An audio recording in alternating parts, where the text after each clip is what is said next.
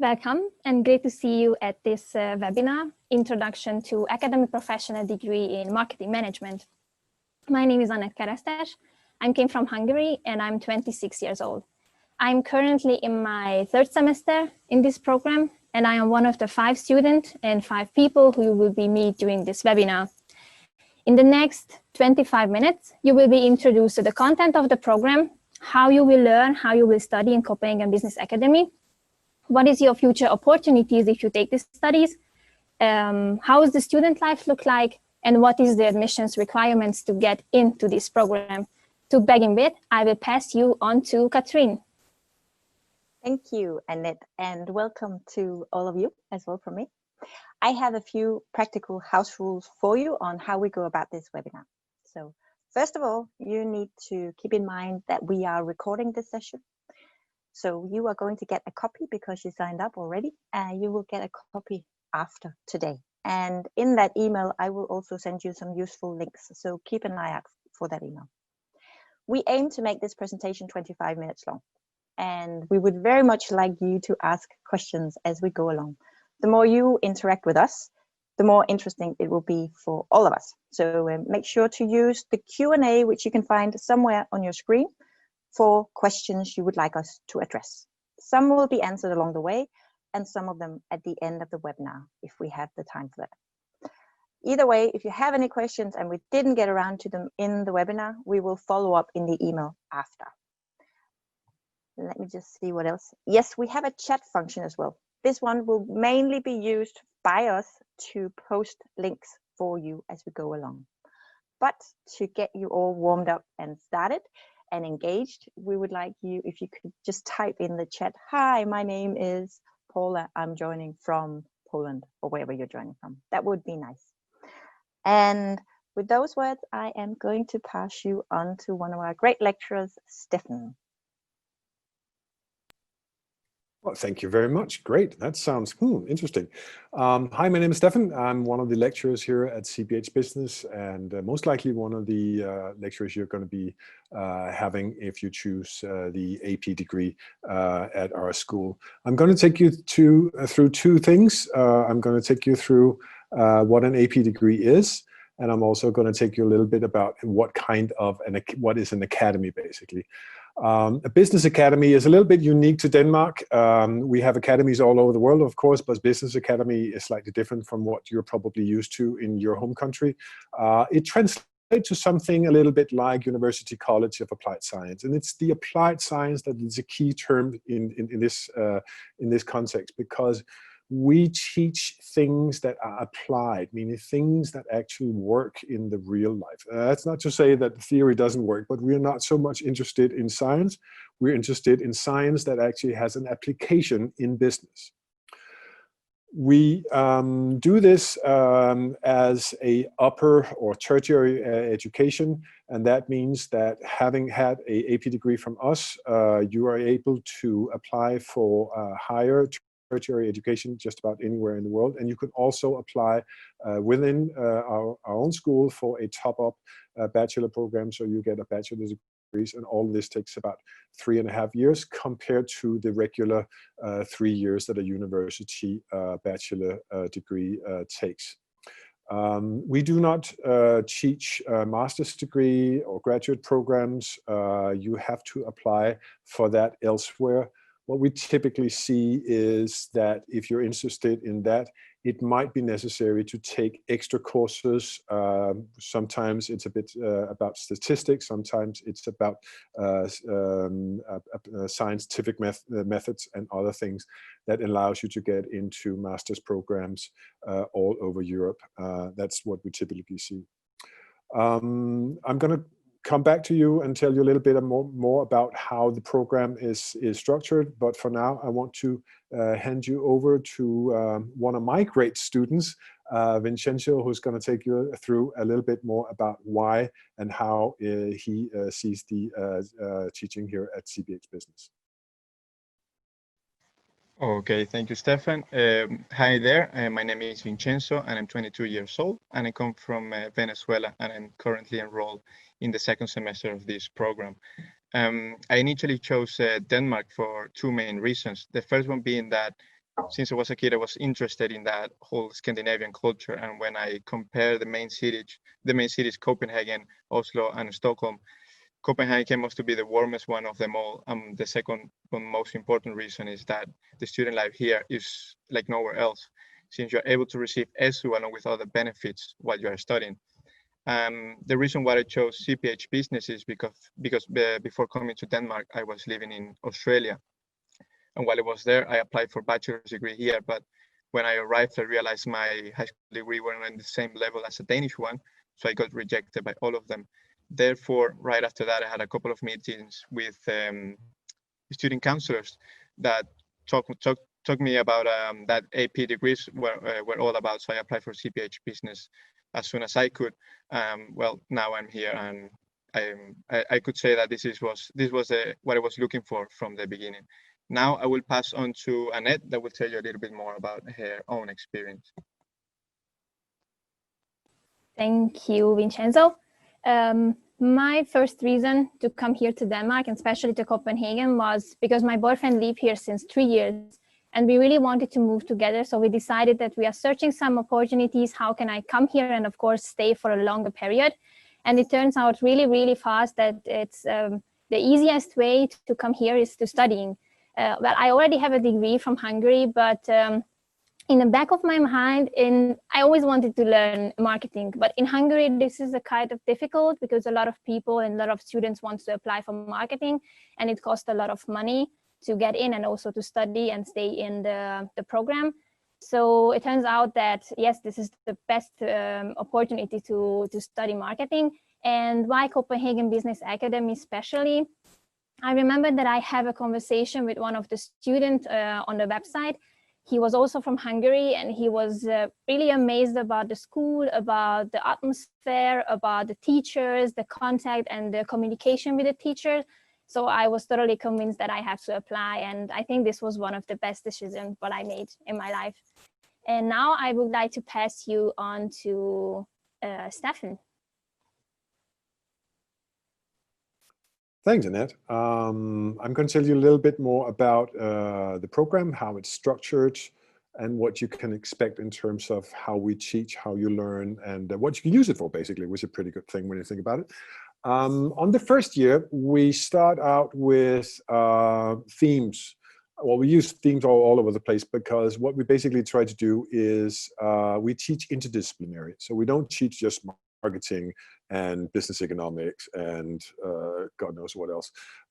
We try to make it so that through themes, we mix things so you get to work with some real life examples that allows you to use different tools from different subjects to come up with solutions. So on the first year, the first theme is about business understanding how business works. That of course implies understanding the why the business is here, how to make some money, that sort of thing. Moving on to the second theme of the first year, which is understanding how markets operate, how you analyze market, how you understand markets. And the last one on the first semester, which is about market research, where you learn to do surveys, questionnaires, how to get insight into consumer behavior and markets, and so on and so forth.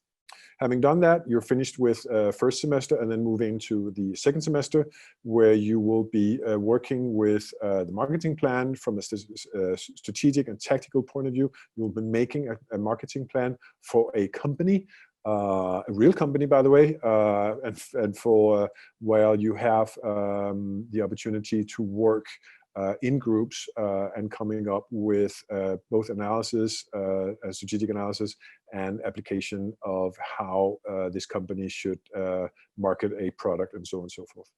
The last part of the second semester is about implementation. So you take a part of, in a few cases, all of your marketing plan and put it to real life. How are you going to make the advertising campaign, the social media campaign, digital marketing, outdoor events, and so on and so forth to implement a part of your marketing plan? That's first year. Second year starts off with internationalization, where you are taught how to take a company international. Denmark is, as I'm sure, I hope you'll find out, a very small country. So we're very interested in how we can grow competences in making Danish companies, and for that matter also international companies, to make them go international. So that's going to be one of the things that you're going to be working with from the outset. Then you move into electives. There are a whole range of different electives. That's going to be the last part of your third semester on second year. I teach an elective in international project management, where we work with this year 2 companies, a Viennese Austrian company and a company based in London. My students are 2 weeks into the program, and they are going to present to the managers in London and in Vienna in another 3 weeks time. And they're a little bit stressed out about that right now, because what we try to do is, of course, not only emulate, but really put them into real situation where they have to perform and work with real cases. Other electives are social media, digital marketing, entrepreneurship, and so on and so forth. Having done that on this third semester, you will move into fourth semester, which includes an internship. All our programs are very focused on internships. It's a key ingredient because it's, again, applied science. So all that you're taught over those 3 semesters, it can now be taken into where you work in a real company for about 3 months' time, and you get to see not only how your theory and tools are applied in real life, but also to gain new experience from that. Most of our students use the internship as a point of departure for writing their final examination project, which is the last part of the second year and the degree, where you get to work with a real company and come up with suggestions how they can improve a market share, sell more, or introduce new projects or products, or and so on and so forth. After these, after graduation, what we typically see our students get into in terms of job titles, we see account manager, sales manager, marketing coordinator, a lot currently in digital marketing, search engine optimization, search engine management, digital marketing, content management, and so on and so forth. A campaign specialist is also something that we see. We tend to, or try to, follow our students as much as we can, even after graduation, to keep in contact and see how they do. Because the whole thing about this is a 2-year program. It's actually designed for people to have a 2-year program, go out, work a little bit more, and if they should choose to do so, then come back to top our program, and hopefully also, if they should choose to do so, work it then again, and then perhaps apply for a master's program, a Master of Business Administration, or the like, at their own choice. How you learn is also important for me to stress, because it's important for me to let you know what is not only expected of you, but also a real life scenario when you get here. You will work on assignments and projects that are reflective of the real world. And often it is actually the real world coming in and do presentation and propose cases for you. But you have to be able to do so as a part of the group. You do not work on an individual basis. It's nothing like you get a book, you go home, you read it, and a couple of weeks or months later, then you go to an exam, and then you basically repeat what it says in the book, and so on and so forth. This is not how it works. Again, this is applied science, is about how you solve a real problem with other students. And sometimes you will be presenting solutions to a real company, as my electives students are going to be doing in about 3 weeks' time. And again, they're a little bit nervous about that.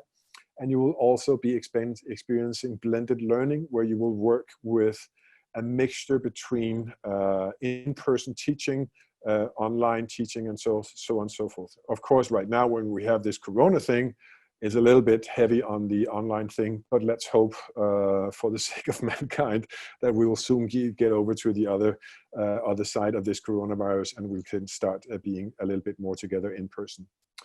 My job as a lecturer is not to teach in your classical sense. My job is not to stand in front of a whiteboard and say, this is the way the world is. My job is to facilitate your learning and provide feedback and guidance to you as and when you need it.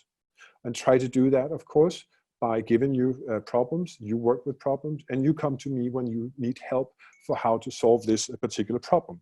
That is really, really important for me to stress, because it's not traditional teaching lecturer standing with a whole crowd of 200 people. It's relatively small classes, typically 35 people in winter uptake, sometimes a little bit less than that. And as you work in groups, you will be presenting or being present with only 3 or 4 or 5 other students, and we will work on whatever problems that you are dealing with as cases. Some of the other top-up and bachelor's top-up programs you can apply for at this institution is in, for instance, in Lyngby or other campus, where you can apply for innovation and entrepreneurship.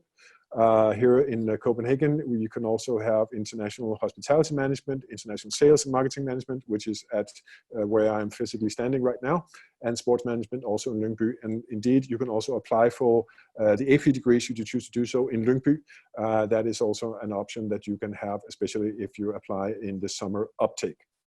There is a great deal of competition to get into these top-up program. I should tell you that we accept roughly about 60% of the student that applies for this. So it is not a given that you are able to come into this program. So you need to work and get good grades and be ready for at times a lot of hard work. And that's exactly what we expected of you to do. Come prepared for class, as this is applied science. It's not about what it says in the book. It's about how you can work with the problem to solve it with different tools that we will give you as and when you need it. And that means you need to participate actively. Skipping a few classes might be fine, but if you skip too many classes, you're gonna get into a world of problems. So you need to prepare for a very active learning and be engaged in classes with us. And also, classes is not everything. Group work consumes even more time when you work on projects, and that's even more important for you to show up and participate actively in those projects and in that group work. As a result of this, you have to be able to manage your own time, because it's not only what it says in your schedule that you're supposed to be doing, it's all the other stuff. It's the meeting with other with your group members, solving projects, and also, of course, preparing for other classes, which can be quite complex from time to time. Now, I will hand you over to Annette, who will tell you a little bit more about her experiences with some of these methods of teaching. Annette. Thank you, Stefan. Yes, so as already Stefan mentioned, that most of the time we are working with real life cases. This means that during the semester and also in the end of the semester, you will get cases what you have to solve, and it's happening right now. There is a lot of cases which is in my mind and exams when what I learned from them, but there is one which is stick to my mind, and this is the first semester exam. We got a company called Bang & Olufsen, which is a leading electronic company here in Denmark. And I remember that it was really, really hard for me in the beginning to work with groups, because in Hungary, most of the time you are working alone. You have to solve problems alone. And here, this is really special. And I remember that the beginning was really hard, but in the end, how grateful and wonderful feeling was that we solved something together. We worked together as a real team, and everybody just wanted to achieve the same goal. And you just motivated each other. You just go out and talk about it. And it was kind of time consuming, but also it was a very, very nice feeling. And now I would like to pass you to Vincenzo, that he also can share his opinion and his examples.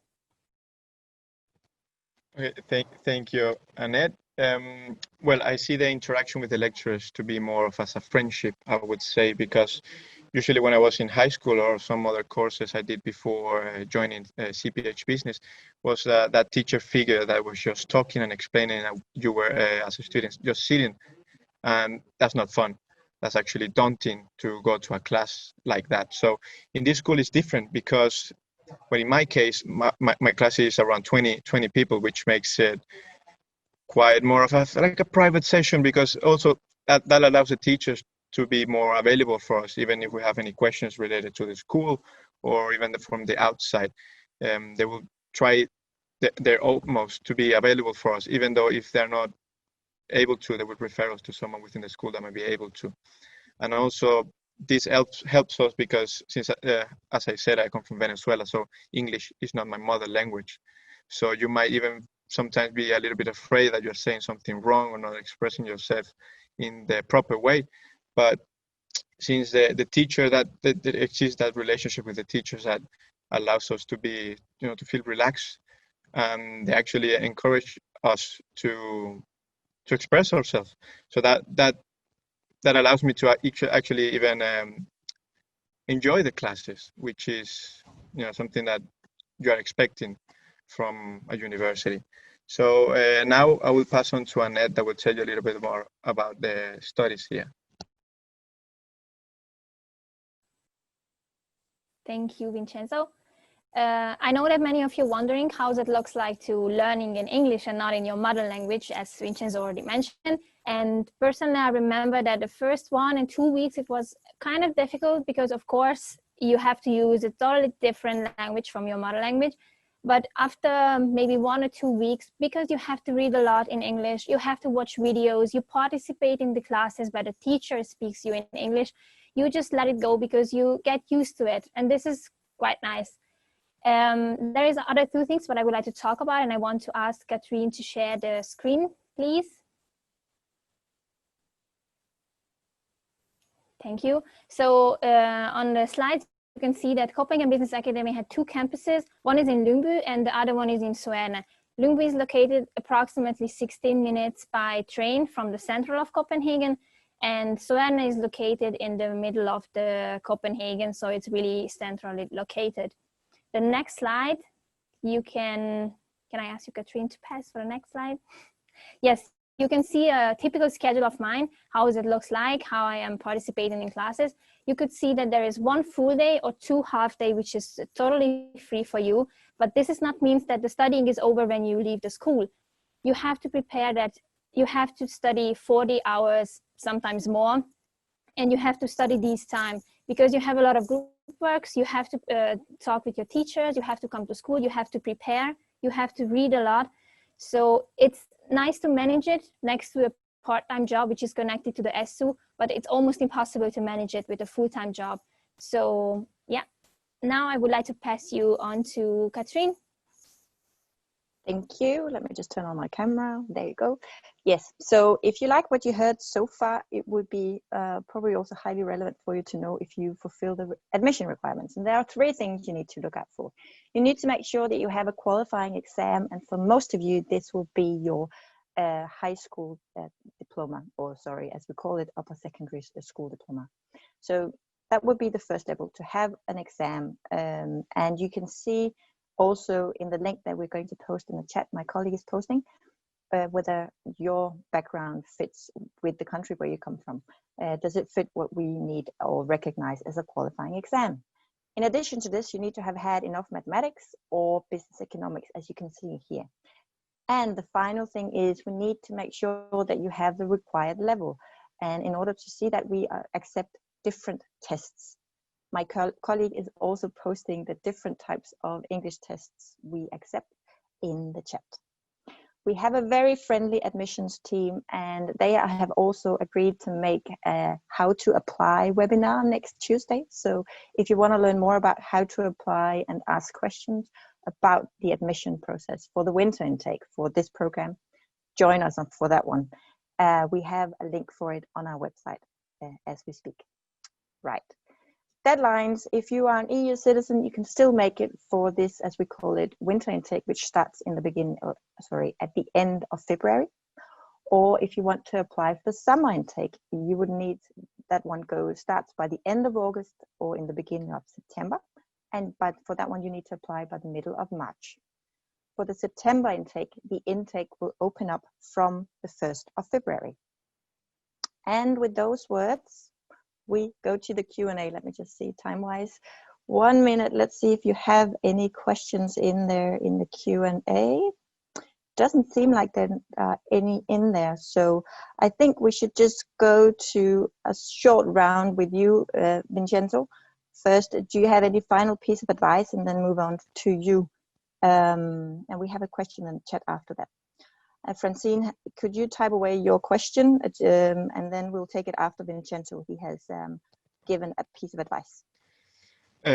Well, the first thing I would say is that don't underestimate the hours of reading that you have to do before the classes, because that will allow you to be,